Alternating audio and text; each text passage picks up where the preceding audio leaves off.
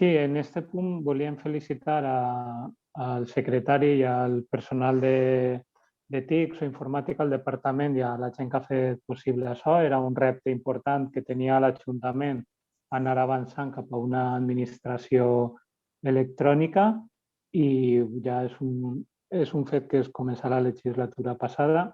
Entenem també que la desgràcia de la pandèmia, doncs igual n'hi ha departaments que han baixat la seva activitat que podrien aprofitar per ficar més procediments en format electrònic per facilitar aquest accés a més procediments i a més persones. I per altra banda entenem que n'hi hauria que prioritzar aquells procediments que tenen un major impacte en la ciutadania i a banda també de seguir avançant cap a la interoperabilitat dels primers processos que se van fer interoperables. Vol dir que l'Ajuntament o el sistema de l'Ajuntament poguera parlar en altra administració van ser els referents a serveis socials que tenien un impacte important en les ajudes que s'estaven gestionant ahir. Per tant, seria també un criteri per a ficar en marxa aquests procediments.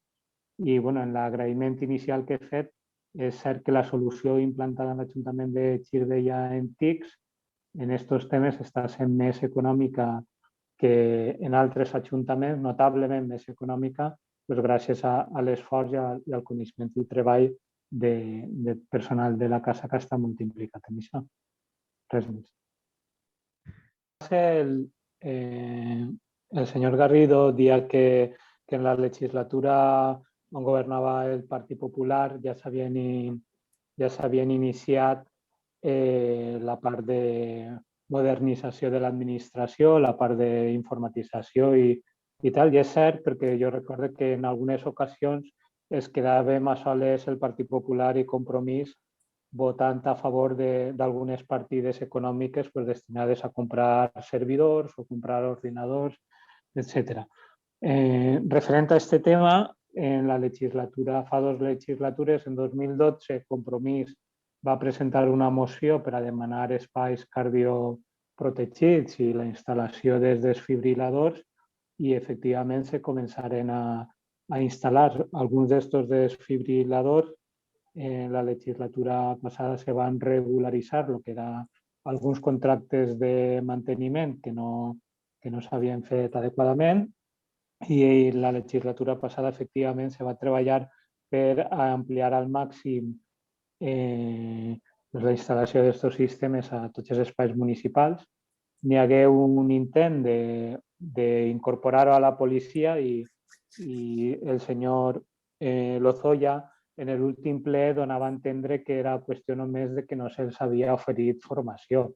En aquest Ajuntament, a tots els treballadors que ho han sol·licitat una formació relacionada amb les seues activitats o amb les seues funcions, d'una forma o d'una altra se li ha facilitat. I a més, la formació en el cas dels sistemes d'ESA és en qüestió de, com a molt, un matí, unes hores, i per tant no hi hauria cap altre problema. Jo crec que n'hi havia altres motivacions per a no acceptar aquesta qüestió. En qualsevol cas, bona la iniciativa que es porta al ple, entenc que segurament hi serà per unanimitat i esperem que en aquesta ocasió la negociació o la posada en marxa sigui possible perquè és per el bé de Girbella.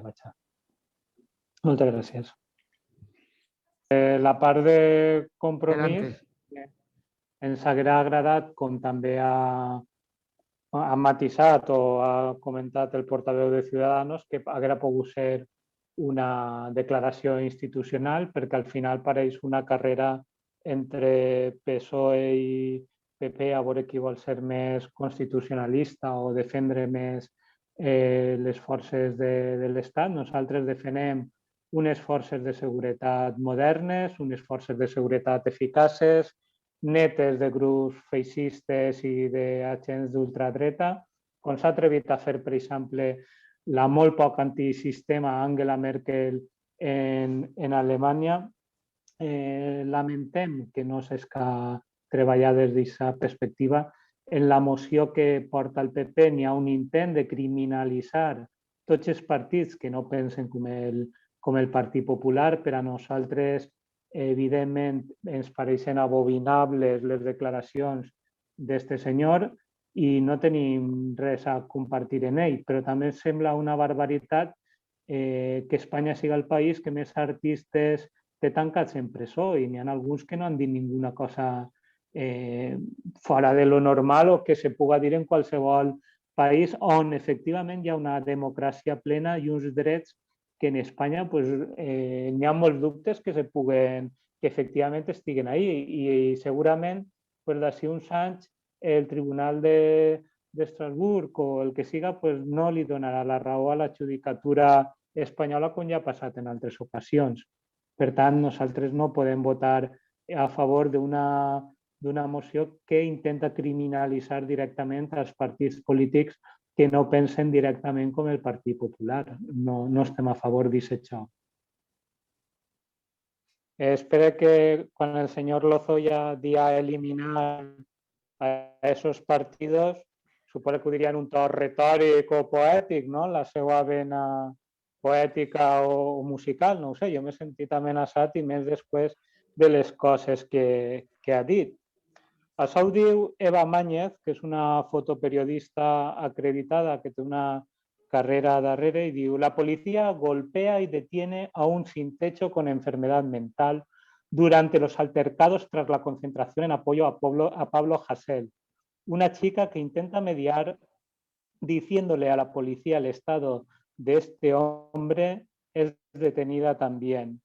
Ha ocurrido en Guillem de Castro, frente al parque donde pernocta esta persona.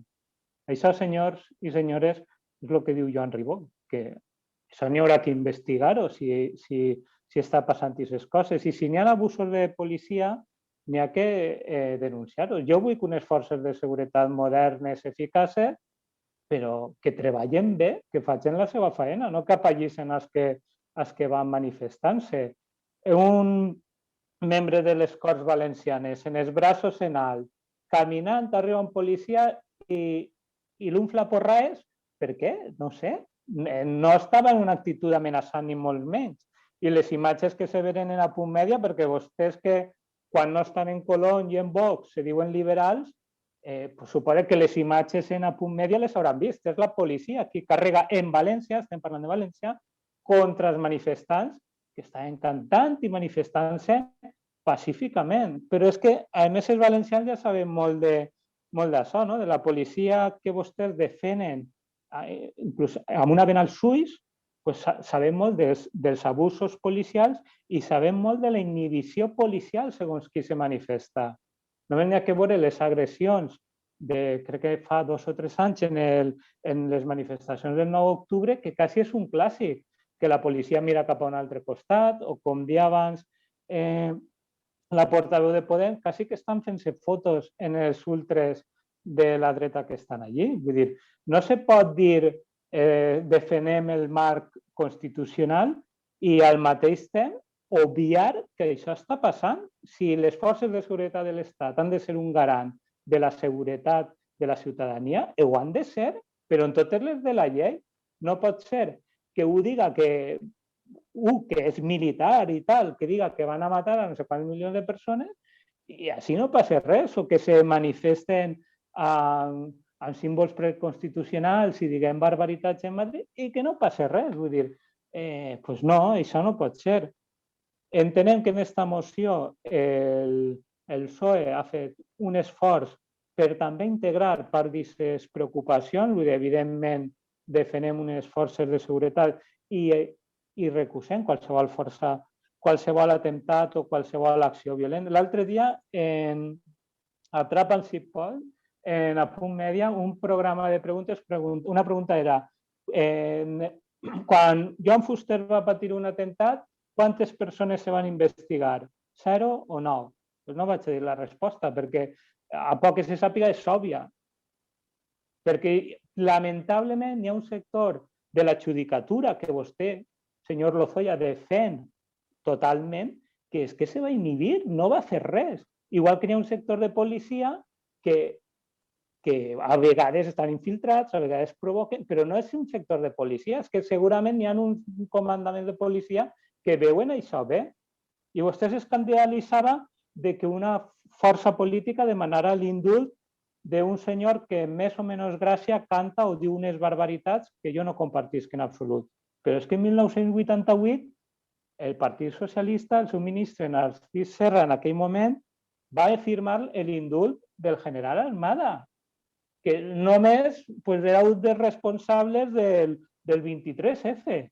Pues això tampoc, no sé com ho me diran vostès, però tampoc pareix una cosa molt normal en un estat ple de democràcia i que ha fet una transició exemplar, no? Per tant, nosaltres anem a votar a favor d'esta moció. Ens hauria agradat que hagués hagut una declaració institucional que incloguera clarament aquesta defensa del dret d'opinar, que defensara també unes forces de seguretat eficaces, però treballant bé. Però també és cert que la referència insistiva, maniàtica, en alguns casos, al marc legal, els marcs legals han canviat. Fa 100 anys teníem una altra Constitució o un altre dret. Per tant, les lleis estan per adaptar-se. Ara no té sentit que la llei Mordassa encara estigui damunt la taula, perquè a més això és la que serveix per a tancar algunes persones que en altres països no se contempla ni tan sols aquest tipus de delicte. Per tant, n'hi ha una llei que se pot millorar, doncs millorem-la i per ahí també s'entra a fer aquestes coses. Moltes gràcies. Sí, bàsicament des de Compromís anem a centrar en 3 temes. Un era, el senyor Montaner en diverses ocasions hem parlat del Consorci d'Aigües de l'Horta, una xicoteta recapitulació en 2018, perquè els processos al final són molt llargs. Se va aprovar pràcticament per unanimitat en el Consorci d'Aigües de l'Horta un nou estatut que treballava per donar-li més transparència i claretat a aquesta entitat important, és la que gestiona l'aigua d'uns quants pobles. Aquell acord sembla que al final el propi Partit Socialista, que l'havia votat a favor, una vegada va guanyar les eleccions en tots els pobles i n'hi havia un canvi de majoria, després de tindre-ho parat quasi any i mig, decidís que allò no li servís i decidís parar-ho i clar, davant d'aquesta ingerència i aquest ús absolutament fora de la normalitat, Compromís presenta un recurs de reposició. En alguna ocasió li he dit si li pot traslladar al seu company de partit i president del Consorci que es conteste a aquest recurs de reposició en el que reclamàvem que es tornara a aquella proposta d'estatuts aprovada per quasi la totalitat dels representants en l'Assemblea del Consorci d'Aigua. I clar, en alguna ocasió vostès han dit que tenen intenció d'anar avançant en transparència, d'anar facilitant aquestes coses, però fa unes setmanes hi ha una notícia que l'empresa d'Aigües de l'Horta, que és en la que té contractada l'aigua el Consorci d'Aigües de l'Horta, l'Ajuntament de Torrent, que és el màxim accionista, per dir-ho d'alguna forma, d'aquesta empresa, també feia una maniobra un poc rara per allargar la vida de l'empresa, que és una empresa mixta entre l'Ajuntament de Torrent i Hidraqua, que és una empresa del grup d'Aigües de Barcelona. Dit això, trasllada-li també a l'alcalde de Torrent que faci un esforç per utilitzar uns procediments també transparents. Ahir s'aprova aquesta prolongació o aquest allargament de l'empresa sense tan sols passar-ho per el ple de l'Ajuntament de Torrent. Igual que no se passa per ací, com hauria sigut perceptiu la modificació dels estatuts per tots els ajuntaments que estan representats en el Consorci d'Aigua. Això és un tema, tanquem capítol. L'altre tema és el tema de la igualtat. Hem aprovat, s'ha llegit la moció institucional del 8 de març i en diverses ocasions hem parlat d'igualtat, d'implementar pressupostos en perspectiva de gènere.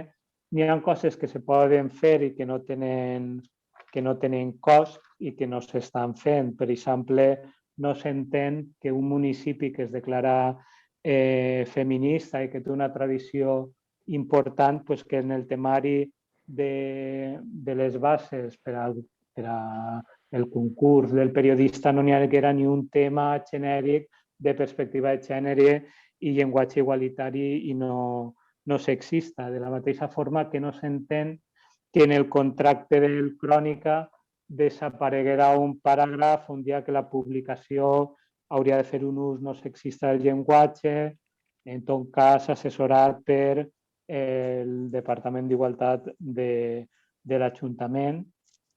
Igual, també estaria bé donar una condició de normalitat a la participació que estan fent en el Consell del BIM, en el Consell del Crònica, entitats com